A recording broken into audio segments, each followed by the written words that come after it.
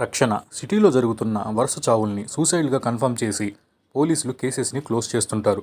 దానివల్ల పోలీస్ ఆఫీసర్కి హీరోయిన్కి వచ్చిన ప్రాబ్లం ఏంటి, ఆమెకి జరిగిన పర్సనల్ లాస్ ఏంటి అనేది rest of story. Hi friends, welcome to reel room reviews. Before going in to the detail review, నా వీడియోస్కి నాన్ సబ్స్క్రైబర్ కౌంటే చాలా ఉందండి. నా ఎఫర్ట్స్ జెన్యూన్గా ఉన్నాయని అనిపిస్తే please subscribe to our channel and let's go in to the detail review. Payal Rajput main lead రోల్లో చేసిన మూవీ ఇది. రన్ టైం వచ్చేసి 2 hours 17 minutes ఆహాలో స్ట్రీమ్ అవుతుంది. ఫ్యామిలీతో చూడడానికి వల్గర్ వర్డ్స్ని బీప్ చేసేశారు, సో నో ప్రాబ్లం, హ్యాపీగా చూడొచ్చు. మూవీలోకి వెళ్తే ఇన్వెస్టిగేటివ్ క్రైమ్ థ్రిల్లర్ జోనర్లో ఉన్న ఈ మూవీని డైరెక్ట్ చేసింది ప్రదీప్ ఠాకూర్.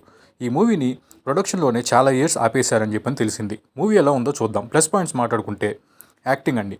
పోలీస్ ఆఫీసర్ రోల్లో Payal Rajput acting super, very good choice by the director. Not comparing కానీ రీసెంట్గా వచ్చిన కాజల్ సత్యభామ మూవీ కన్నా ఈ మూవీలో పాయల్ యాక్టింగ్ చాలా బాగుంది. Just acting wise I'm comparing. Next వచ్చేసి మూవీలో ట్విస్ట్ బాగుంది. సైకో కిల్లర్ జర్నర్ కూడా బాగుంది. సైకోని ఇంట్రడ్యూస్ చేసే సీన్స్ కూడా బాగున్నాయి. మానస్ క్యారెక్టర్ ప్రాపర్గా లేదు, బట్ ఉన్నంతలో గుడ్ యాక్టింగ్ అనే చెప్పాలి. నాకు బాగా నచ్చింది ఉమెన్ ఎంపవర్మెంట్ కోసం డైరెక్టర్ రాసిన స్టోరీని అప్రిషియేట్ చేయాలి.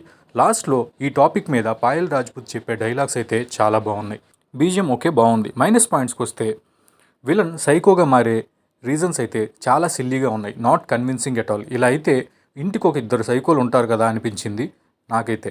పూర్ సినిమాటోగ్రఫీ అండి. ఇంకొన్ని ట్విస్టులు పెట్టి గ్రిప్పింగ్ స్క్రీన్ ప్లే పెట్టుంటే మంచి థ్రిల్లర్ అయ్యి ఉండేదని నా పర్సనల్ ఫీలింగ్.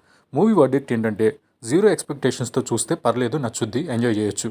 ఓవరాల్ రేటింగ్ వచ్చి 2.75/5. ఈ రివ్యూ నచ్చితే like the video and share to your friends. Thank you.